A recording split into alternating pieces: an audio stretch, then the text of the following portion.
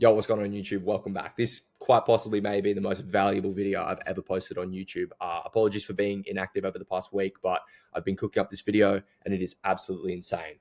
This is exactly how we made $1.5, $1.6 million in dropshipping, more specifically with branded dropshipping, because the state of AI right now and the speed that it's moving at with the ChatGPT photo update, it has seriously changed the game. And this is like a once in a lifetime opportunity because you're able to test and validate concepts and products without spending thousands of dollars paying graphic designers, without paying product developers, without paying your suppliers and getting samples and test products that don't even work. So breaking down this month, we've done $75,000. You can see that we were, to be completely honest with you, we were in the trenches for a bit with this one brand.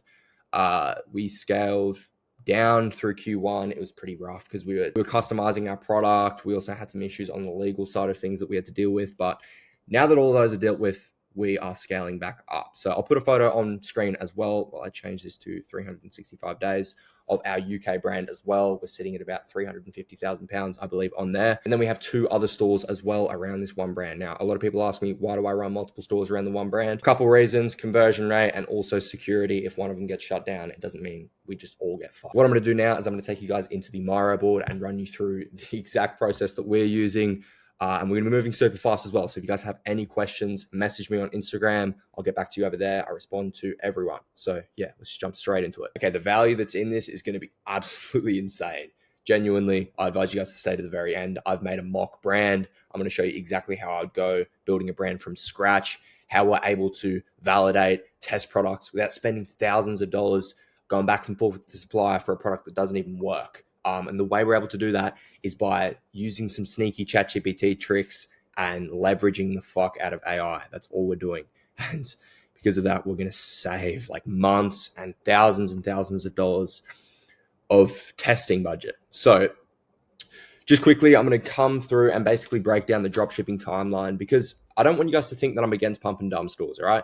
If this is your first time dropshipping, you haven't found a winning product yet, it might not be the smartest thing for you to go down the fully branded route initially, because it does require a lot of upfront capital. And if you don't have that marketing experience from previously scaling a store, it might be helpful for you guys to just run a pump and dump store. Right now, you guys are probably testing products. You're testing products either through maybe like a burner account on Instagram and TikTok. If you guys aren't using a burner account, this is my favorite way to find products at the moment. It's outperforming Calidator, it's outperforming Winning Hunter, or any other ad spy. This is just fucking popping off. I don't know why. I like to use all three of these. I do these every single day, just keeping my finger on the pulse when it comes to products. And we're going to be ripping content to test. So if you guys do this, you'll be able to find a winning product, all right? Whether it takes 3, 6, 12 months, you guys are going to find a winning product. And what's going to happen is you'll find this winning product.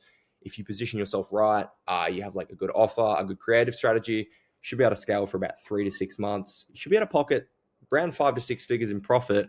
And then what's going to happen is other dropshippers are going to come in typical dropshipping fashion. They're going to steal your website. They're going to steal your offer. That is why it's hard to scale past 6 months. Sure, it depends on the niche. It depends on the market. But that's kind of just the timeline that we've seen. And then performance tends to tank.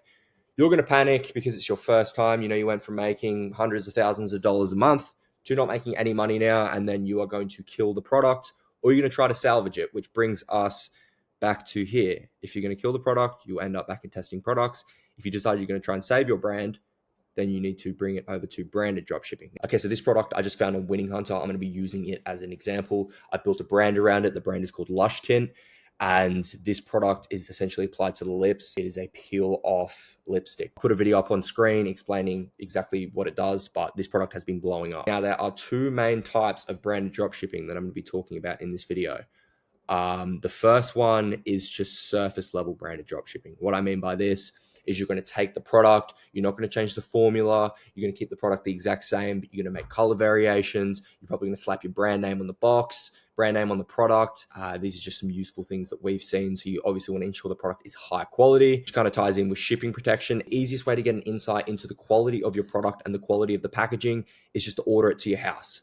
If it rocks up damaged and shit, chances are it's going to be rocking up to your customer's house the exact same. So you do need to make a fix there, whether it's potentially getting a thicker box, maybe getting it in a, I don't know, protective packaging or something like that. While you're also doing this, going through these early branding stages, you want to be looking for upsells. And you can look for upsells the exact same way you look for products. That's one thing I see with products is products we've tested by themselves, we've ran ads for them, they perform shit, but as upsells, they absolutely crush it. So for example, if you're running this lipstick product, it's a beauty product. Maybe you want to add like a vitamin C face mask, which helps preserve the lips. It might not perform as a product itself, but it might absolutely fucking crush it as an upsell. And that is crucial to increasing your AOV, which is just going to increase your ROAS. The quick thing, we can ask our supplier to include a thank you card in the box. Just a really cheap thing. It costs like a couple cents. And you know, when you get a thank you card, it makes it more personalized. It makes them more incentivized to leave a good review. And it also will increase your returning customer rate. While we're doing this, we're also going to be collecting emails, farming reviews, and trying to build our Trustpilot rating. It may be hard if your product is low quality, because we are still fully dropshipping at this point. We don't have any crazy USPs, and that is going to be the differentiating factor that's going to take us from just being a branded dropshipping store to being a full-on e-commerce brand. You can see here, I took this dropshipping product and I just made a simple brand around it, and you can already see the difference straight off the bat. Cheap, dropshipping garbage. People are going to be used to seeing this shit. They're going to be like, nah, bang, expensive, luxurious product, and we're going to be able to sell it for a lot more. What we're going to do now is we're going to get an MOQ and start to build a relationship with our supplier. Now, we want to make sure our supplier is able to, or they are manufacturing this product itself, so we can potentially customize it. We can make our version 2 or 2.0 version of the product, which is just going to crush the market. Before we do this, I want to make sure that we are in a evergreen market, and it is a growing market. So lipstick market, beauty market, absolutely fucking massive. No issues there. More specific, lip stain, which is this exact product. You can see it's growing on Google Trends. Now, the main issue we're going to have here is we don't have any significant USPs that we can differentiate ourselves from the other brand, because at the end of the day, we're essentially the exact same product, just with a different brand name slapped onto it. So it's going to be hard to scale because we don't have that massive differentiating factor. And here is exactly how we're going to do that. So this is when you need to take the next step with your brand. Really get an understanding of every flaw your product has, why people love the product, why people hate the product. The easiest way we're going to do this is 3 methods. We're going to be going onto ChatGPT, using the deep research tool that can go through, scan the web. We can go onto TikTok and Instagram comment sections of this product being used, look at any reasons or any objections people are having. And we're also going to go on to Amazon, and we're going to look through the Amazon rating, get a real good insight into the buyer's mind. So that's exactly what I'm going to do now, and I'm going to show you exactly how I did it. Okay, so here on Amazon now, just a quick note, I'm going to be speeding through this, but you guys really should take your time on it. What I'm looking for is consistencies within the reviews that I can add to our product, make an improvement, and like I said, take the market by fucking storm. So here's the thing. Most people just look at 5-star and 1-star reviews. I like to look at 4-star reviews as well, because what this is going to tell us is people who bought the product, they loved it, but there was something that was going on, like maybe they had a small objection, like maybe it didn't stay on long enough. So that's where we're going to get most of our insights from. Scroll down. Immediately, I'm seeing 2 people here complain about the color being a little bit off. So it's something we could add to our list of improvements. Some people are saying it's too light, some people are saying it's too dark, so potentially we could come out with multiple different shades, or we could work on a product that is more fit for everyone.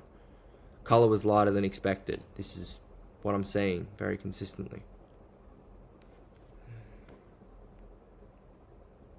I don't think I'm going to read all that.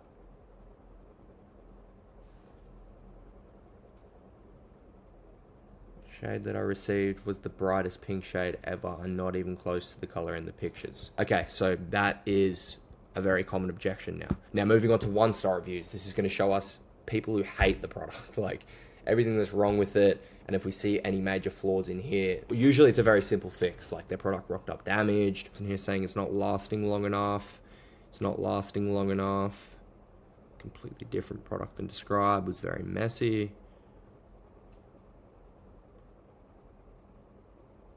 Stains teeth.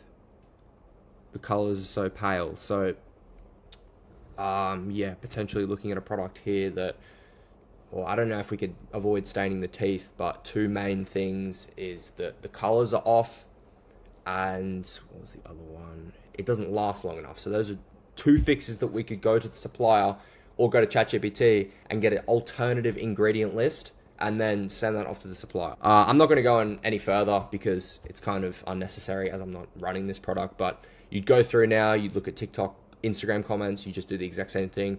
Get up a note, like a notepad, and then just be writing everything down, and then you'd make your improvements like that. So once we've got a really good insight into our ideal customer and why they don't want to buy the product or why they love the product, etc., we can go through now and we can start market fit testing. Now, I'll take you through the ChatGPT process, but essentially what we're doing is we are creating 3 product variations. We're going to be running a pre-sale for them on our website, seeing which one gets the most traction, seeing which ads get the most click-through rate, etc., and seeing which one people are resonating with the most. Because if we go all in on this one and we were to test this one off the bat, just say, this is a adaptive lip tint. So one massive flaw I noticed was that people were like, the product thing is too dark or it's too light. So this is an adaptive to skin color. Whether this works, I don't know, lipstick or anything, we'd have to get a double check to ensure, the validity of our product. But just say we tested this one, we were super bullish on it.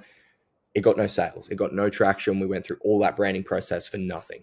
As compared to this one, which is like a natural, clean beauty, like vegan perspective, this one just would have went fucking crazy, but we didn't split test this one with this one, so we weren't able to get that difference, and we weren't able to choose this product, which is why I do this, to minimize the risk and minimize the upfront capital that we're putting into a product that wouldn't even work in the first place. Okay, super simple ChatGPT prompts. It's a lot more simple than you guys think. You can see here, I just did a very basic prompt. I'm currently in the process of making a new lip stain peel off product. Some flaws I've noticed is that the colors aren't as expected. The color fades too quickly and the quality of the lipstick itself isn't high. Can you make me 3 unique variations with 3 different unique selling points, all improving upon the old variation of this lip stainer? Now, this is pretty funny, but these are pretty brief, like they're not the best. So I actually tell ChatGPT that I'm like, can you make my prompt more clear so that I can paste it into another ChatGPT bot and receive a more detailed and accurate response? And you'll see this prompt here, and I run this prompt. I think I accidentally did it twice. Yeah, so I run this prompt here, and you can see the depth that it gives me just with asking ChatGPT to make my prompt better and more clear, which is pretty funny. So then what I did is I used these prompts here, or I used the information, and I said, can you give me 3 prompt variations that I can paste into another bot, which will give me a high quality Facebook ad static, capitalizing on the major USP, and also change the brand name to Lush Tint and make the product like 2.0 or version 2, something like that. So this is just going to give me high quality Facebook ad prompts. Then what I did was I took this and pasted it into another ChatGPT bot, and then it gave me this. I wasn't too happy with it, so I said make it in a glass lipstick jar instead, which it did. I was happy with that image. And then I also said create me a high quality product image with the product and the brand box. And you can see there, that's the one I focused on. And I just did this with every product. So super simple. And in regards to making the first product box, I took this image and took it into the black, like professional looking lipstick brand. You can see I kind of went back and forth with it for a bit. And then eventually I just said, make a professional image of the product and then give it a branded box as well. And this is what I came up with. And I was really happy with this. So that's why I decided to settle on it. Super simple. Don't overthink your ChatGPT prompts. It shouldn't take you more than a couple minutes. So doing all of that, we now successfully have 3 variations of our product that we can test. We're going to be making 10 to 12 static creators for each one of these products. We're going to be analyzing the results. We're not looking for sales or anything like that. We're mainly just looking for data. Okay, so once we've confirmed that our supplier can make the product variation that we want, we're going to go back and forth with the supplier, get samples. It's going to take 2 months. It's going to take a while, but this is what no one's willing to do. Everyone wants fast money, but this is the way to build just a sustainable brand that can print you hundreds of thousands of dollars and, more importantly, make a massive exit in the future. What we're going to do now is we're going to sign a contract with our supplier, and just quickly breaking down the shipping process and the levels for this. Initially, you're going to be going with Chinese fulfillment, but once you are doing, I'd say about 50 orders a day, you can look to third-party logistics, because what this is going to do, it's so important for building your brand's trust, even just shipping from the home country, it rocking up with Ozpost, increasing that returning customer rate, the quality, and returning back to China. If you guys run a dropshipping business, it fucking sucks, all right? So dealing with returns is going to be a lot easier. You're going to be able to order in bulk and ship it by sea, and then that's going to reduce our COGS and in turn increase our margins. Now that I've cleared that shipping process up, It's pretty self-explanatory. We know the product works. It's just time to find winning angles around that product. So we're going to be sending our product out to UGC creators. We're going to be making AI static ads, and we're going to go down until we find a winning angle, and then we're going to be able to scale like fucking crazy. And the biggest difference now is when a dropshipper sees our ads, they're not going to be able to go to AliExpress. It's going to be the first product that they can see. So it's going to kill off 99.9% of dropshippers. Because let me ask you this one question. Last time you're on Calidator, you see a product, it's got super high potential, but you can't find it anywhere. You go on Amazon, maybe you hit up your supplier. There's just nowhere to source this product. So that is the biggest difference between converting your brand from a dropshipping store, full-blown e-commerce brand. And the best part about moving to a third-party logistic as well, if you are in Australia, you have to pay 10% GST on everything, but by doing third-party logistics, you're able to claim a percentage of that GST back because the product was shipped from Australia as if it was shipped and imported from China. You're not able to get any tax relief on that. All right, really do hope you guys found this video useful. If you watched this far, my gift to you is you guys can message me on Instagram and get my private Discord link, which is just a few of us. I'm strictly leaving this link at the end of the video for people who actually are serious about dropshipping, so we don't have any kind of tire kickers in there or whatever. You can message me over there as well if you have any questions, and I'll see you guys in the next video. Peace.